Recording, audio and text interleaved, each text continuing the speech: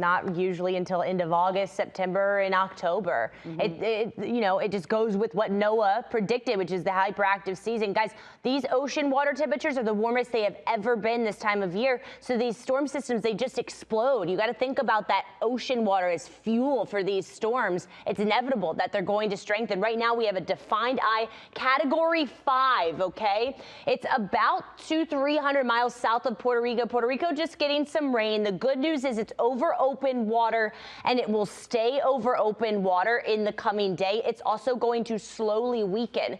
You can see the red. That is a hurricane warning out for Jamaica. This storm going to come very close, could make landfall in Jamaica, and the right side of hurricanes are always the strongest. So Jamaica right now forecast to get hit with the strongest inner walls of that storm system sometime on Wednesday. Not good news for the island of Jamaica.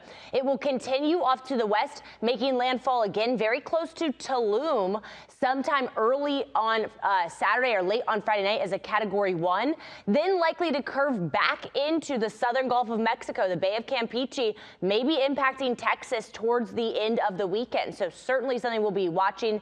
This is a major impact storm. For us